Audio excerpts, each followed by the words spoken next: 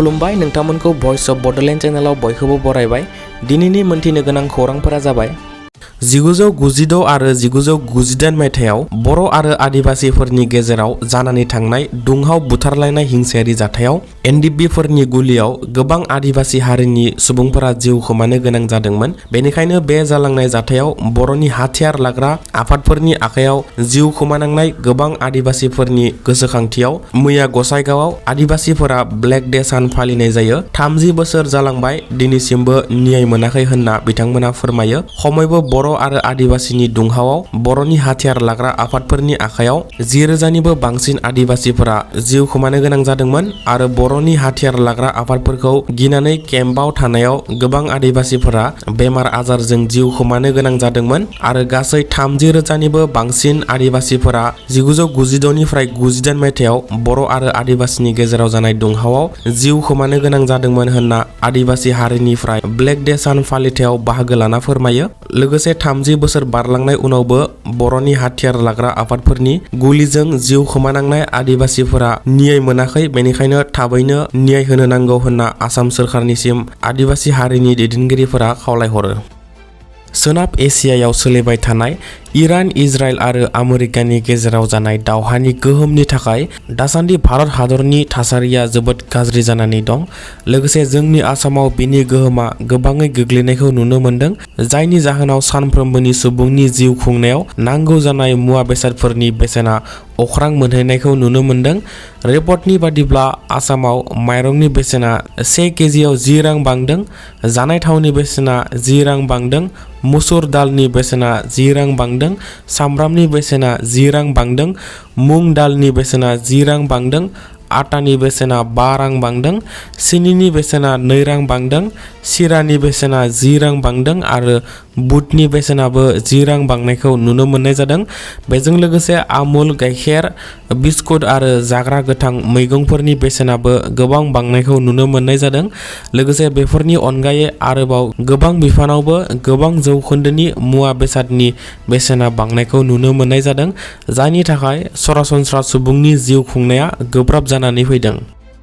मणिपुर रायजोआव हिंसायारि गावजों गाव हारि हारिसाफोरनि गेजेराव बुथारलायनाय हिंसायारि जाथायफोरा दिनैसिमबो जोबनायखौ नुनो मोनाखै आरो सान्थिनि लामाखौ मणिपुर रायजोआव दिनैसिम नुहुराखै। थिग बेबायदिनो हाथियार लाग्रा कुकि उदखारि हानजाया दाखालि मणिपुरनि कांपकपि आरो सेनापति जिल्लायाव 3 नागा हारिनि खृष्टान धोरोमनि चार्च लिडार एबा गिर्जा दैदेनगिरिफोरखौ कुकि उदखारि हानजाया लामायाव गारिजों थांबाय थानायाव गावथारना गालांनाय जाथाय जादोंमोन आरो गोबां जोखोम जादोंमोन। बेजों लोगोसे कुकि उदखारि हानजाया गासै 38 गुबुन गुबुन हारिसाफोरनि गामिनि सुबुंफोरखौ हमना हस्टेजेस एबा बन्दक बानायना लांदोंमोन। बेनि उनाव नागा, कुकि आरो मैतै हारिनि समाजारि आफादफोरा गिबि मन्थ्रिनिसिम हस्टेजेस एबा बन्दक बानायजानाय गामियारि सुबुंफोरखौ हगारनो थाखाय मणिपुरनि CM निसिम खावलायदोंमोन।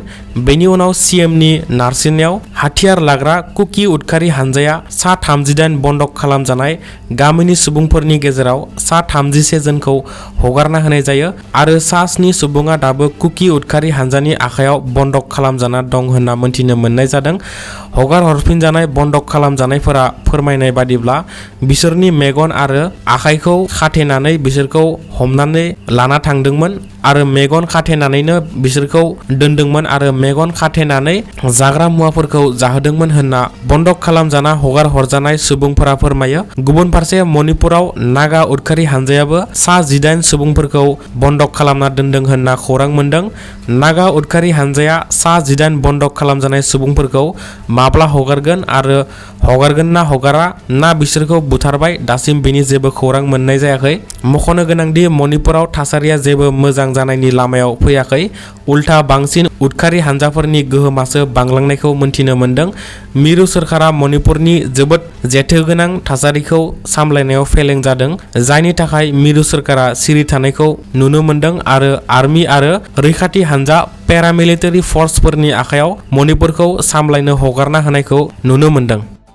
क'क्राझार ओनसोलनि फरायसाफोरनि थाखाय गोजोनथाव खौरां। सोरखारि साख्रि आरो गुबुन गुबुन हादोरारि आरो मिरुआरि थाखोनि एग्जामफोरनि थाखाय गुवाहाटी ओनसोलाव अनलाइन एग्जाम हैनो थांनाङा जासेनो क'क्राझारावनो अनलाइन एग्जामफोरखौ होनो हानाय बायदियै क'क्राझाराव अनलाइन एग्जाम सेन्टार बानायनो थाखाय मैया BTCनि गाहाय हाग्रामा महिलारी बिथांनि मासि लाना दैदेननाय BTC मावख'आव मावफुं मेल हाबाफारियाव क'क्राझाराव गोदानै अनलाइन एग्जाम सेन्टार बानायनो BTC सोरखारा थिरांथा लानाय जायो। बे बाथ्राखौ मिन्थिहोयो लाइमोन BPFनि आफादगिरि रिन्जय बर' बिथाङा। बे बाथ्राखौ समाजारि बिजोङाव मिन्थिहोनायनि उनाव बाक्सा आरो उदालगुरिनि फरायसाफोरा गोजोननाय मोनैखौ फोरमायो। मानोना गासैबो BTCनि डेभेलपमेन्टखौ क'क्राझारानो लाखिजोबदों। BTCनि गुबुन जिल्लाफोरा मोननांगौ आरो क'क्राझारा उदालगुरि बाक्सानिफ्राय जोबोद गोजान जायो।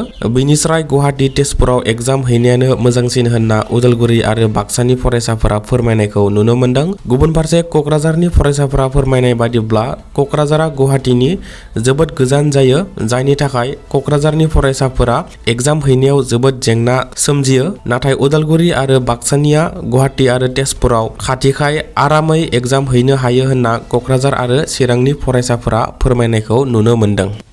आसाम, वेस्ट बेंगल, तामिलनाडु, केरेला आरो पुडुचेरीआव बिसायख'थि जोबखांनाय लोगो लोगोनो हादोराव पेट्रल डिजेलनि बेसेना खनसेयैनो मैयानि सानाव बेसेना बांनानै अख्रां मोनहैनायखौ नुनो मोनदों। सोनाब एसियायाव सोलिबाय थानाय दावहानि थाखाय भारतनि गाहाय मन्त्रि नरेन्द्र मदि बिथाङा हादोरनि गासै सुबुंफोरखौ पेट्रल डिजेलखौ जेसेबां हायो खम बाहायनो थाखाय खावलायनायनि उनाव आसामाव मैया सुक्रुबारखालि 1 लिटार पेट्रलनि बेसेना 5 रां बांनानै 96 रांनिफ्राय 101 रां जाहैबाय। एखे रोखोमैनो डिजेलाबो 4 रां बांनानै 88 रांनिफ्राय 92 रां जाहैबाय। बेबादि सानसेयावनो पेट्रल डिजेलनि बेसेना बांनायाव सरासनस्रा सुबुंनि सानफ्रोमबोनि जिउ खुंनायाव गोबां गोहोम गोग्लैनायखौ नुनो मोनदों।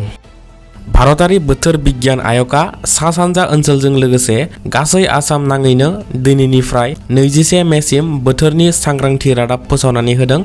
IMDआ फोरमायनाय बादिब्ला फैगौ 21 मेसिम आसामनि गुबुन गुबुन बाहागोआव गोबां अखा, बारहुंखा आरो सार अन्थाइ फैगोननि जाथावनाखौ फोसावना होदों। बेनि अनगायै बोथोर मावख'आ वार्निं होदों दि बे समसिम सा-सानजा ओनसोलनि गुबुन गुबुन ओनसोलफोराव अखा मोफ्लाबनाय आरो 50 निफ्राय 60 किल'मिटार/आवारनि गोख्रैथिजों गोख्रों बारहुंखाजों लोगोसे सार अन्थाइ फैनो हागौ होनना फोसावना होदों। गोख्रों बारहुंखा आरो सार अन्थाइ गावनायनि जाहोनाव गोबां आबादफोरा खहा जानो हागौ आरो मोब्लिब सिबिथाय राहाफोरावबो खहा जानो हागौ।